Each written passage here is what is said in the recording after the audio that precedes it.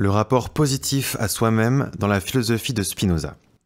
N'importe quelle initiative, même une simple prise de parole en public, implique une certaine confiance en soi-même, de l'assurance.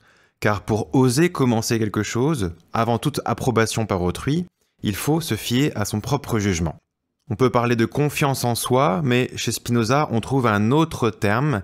Il parle de la philautia, terme latin qui n'a pas de traduction idéale, et c'est intéressant de comprendre pourquoi.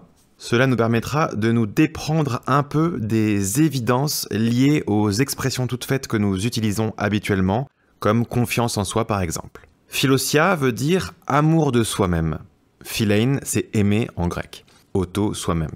Cela ressemble beaucoup à ce que l'on appellerait aujourd'hui l'estime de soi, mais dans cette notion d'estime de soi, on perd l'idée d'un sentiment, d'un affect, comme l'amour. L'estime relève plutôt du jugement intellectuel, c'est plutôt une simple idée, et non pas une émotion ou un affect. C'est pourquoi on peut rapprocher plutôt la philautia de la confiance en soi, puisque la notion de confiance est moins purement rationnelle. Elle implique déjà un peu plus quelque chose comme un sentiment de confiance. Quant à l'expression « amour de soi », elle était assez courante en français au XVIIIe siècle, mais elle désignait tout autre chose. Par exemple, chez Rousseau, elle désigne l'instinct naturel de survie, de conservation. Donc ici, il s'agit d'étudier la philautia, c'est-à-dire la confiance en soi ou amour de soi ou estime de soi. Et on va se demander d'où peut venir ce sentiment. Ce n'est pas évident de pouvoir s'aimer soi-même. Au contraire, on peut plutôt considérer que c'est quelque chose d'assez mystérieux, et que le fait d'aimer quelqu'un d'autre est un sentiment moins étrange. L'amour pour quelqu'un d'autre est défini très simplement par Spinoza comme étant le sentiment de joie qu'accompagne l'idée de quelqu'un. Aimer, c'est ressentir une joie accompagnée de l'idée d'une cause extérieure, et le fait de pouvoir ressentir cet amour n'est pas quelque chose de très étonnant si quelqu'un, par exemple, m'impressionne par ses qualités, me plaît par ses faits et gestes, ou éventuellement construit avec moi une histoire commune. Revenons alors à la question de l'amour de soi. Comment cet amour de soi-même est-il possible? On va voir que Spinoza rapporte cet amour de soi ou cette confiance en soi à deux tendances fondamentales. D'une part, la tendance vers la puissance, ce qu'il appelle aussi l'effort, le conatus. On va voir que ce conatus joue un rôle absolument déterminant dans la philosophie de Spinoza. Et d'autre part, la tendance à ressentir les émotions des autres, à imiter les émotions des autres. D'abord donc la première tendance, le conatus en latin, qu'on traduit généralement par effort. Il s'agit de l'effort pour persévérer dans son être, comme on va le voir. C'est une tendance fondamentale qui, selon Spinoza, anime non seulement l'être humain, mais aussi plus généralement tout ce qui existe. Néanmoins, ici, on va se restreindre à la question de l'être humain. Dans son ouvrage « L'éthique », c'est dans la troisième partie, au début, plus précisément dans la proposition 6, qu'on trouve cette fameuse phrase « Chaque chose s'efforce de persévérer dans son être ». Spinoza utilise d'abord ici le verbe conor conari, avant d'introduire le substantif conatus, qui signifie effort. Ce verbe conor conari signifie initialement se préparer, se disposer, s'apprêter à faire quelque chose.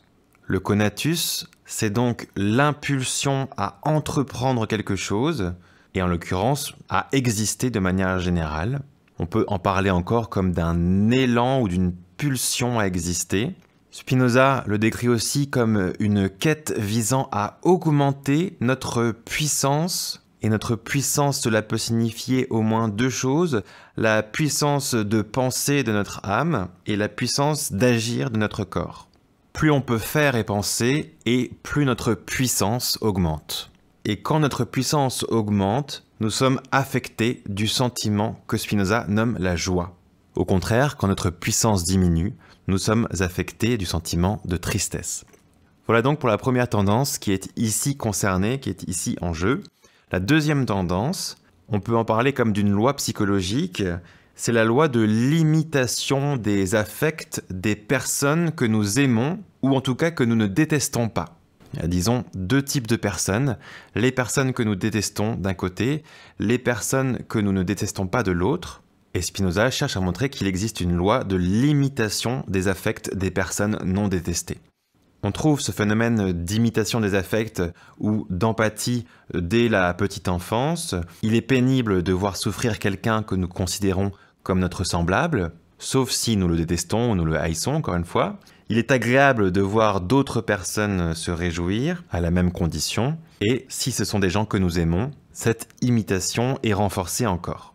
À propos de cette tendance à imiter les sentiments des gens que nous ne détestons pas, je vous cite la proposition 27 de la troisième partie de l'éthique de Spinoza. Si nous imaginons qu'un être semblable à nous et à l'égard duquel nous n'éprouvons de sentiments d'aucune sorte éprouve un certain sentiment, nous éprouverons par cela même un sentiment semblable. Et pour ce qui concerne maintenant la tendance à imiter les sentiments des gens que nous aimons, ici notamment le sentiment de joie, je vous cite la proposition 21 de l'éthique de Spinoza, partie 3. Qui imagine ce qu'il aime affecté de joie ou de tristesse sera également affecté de joie ou de tristesse. Et l'un et l'autre sentiment seront plus grands ou moins grands dans l'être aimant, selon qu'ils le seront dans l'être aimé. Il n'est même pas nécessaire d'ailleurs de voir quelqu'un éprouver un sentiment, le simple fait de l'imaginer, suite par exemple à la lecture d'une lettre, suffit pour déclencher ce processus d'imitation. De l'existence de ce processus, il résulte que nous sommes spontanément portés à faire ce qui est susceptible de plaire aux autres. Je cite la proposition 29, « Nous nous efforcerons à faire tout ce que nous imaginons que les êtres humains verront avec joie. » En effet, la communication affective qui existe entre nous fait que nous serons portés à aimer les mêmes choses qu'eux, à moins évidemment que cela ne soit perturbé par un autre mécanisme concurrent, comme une volonté de se distinguer par exemple. Et à partir de là, on va pouvoir comprendre le processus affectif d'engendrement de la confiance en soi ou de la philosia. En faisant ce que les autres aiment, nous les affectons d'une joie dont nous sommes la cause. Par imitation de ce sentiment de joie en eux, nous sommes alors affectés d'une joie dont nous sommes en fait nous-mêmes la cause. Je cite la proposition 30 de la troisième partie de l'éthique de Spinoza. Si quelqu'un a fait quelque chose qu'il imagine affecter les autres de joie, il sera affecté d'une joie qu'accompagnera l'idée de lui-même comme cause. Et donc à la limite, il n'y a même pas besoin d'avoir vraiment rendu joyeux les autres, tant que je crois que je les ai rendus joyeux, le mécanisme se déclenche. Autrement dit, dans le cas où il n'existe aucune barrière affective infranchissable entre moi et la personne que j'ai affectée de joie, c'est-à-dire dans la situation où je ne hais pas la personne, alors la joie que cette personne ressent est imitée en moi, puisque cette personne est mon semblable. Et comme je suis moi-même la cause de cette joie, cela veut dire que je suis affecté d'une joie dont je suis moi-même la cause. Je suis alors porté à m'aimer moi-même, c'est-à-dire que le sentiment de joie que j'éprouve alors est lié à l'idée de moi-même comme cause, par l'intermédiaire de quelqu'un d'autre. Autrement dit, le pur conatus naturel initial qui consiste à vouloir persévérer dans son être, et donc à vouloir augmenter en puissance ou ressentir de la joie, est ici transformé au cours des interactions positives avec autrui. L'amour de soi provient donc selon Spinoza essentiellement d'un processus affectif dans lequel autrui joue le rôle de médiateur entre moi et moi-même.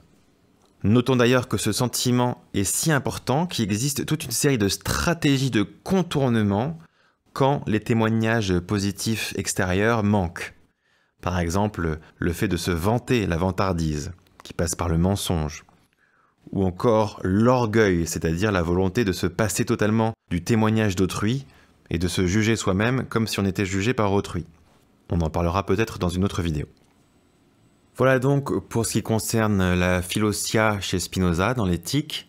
Vous pourrez comparer bientôt cette pensée de Spinoza avec la philosophie de Hegel concernant la reconnaissance, qu'on abordera dans un autre podcast sur ma chaîne Les Podcasts Philosophiques ou dans une vidéo sur la chaîne Le Décodeur Philosophique.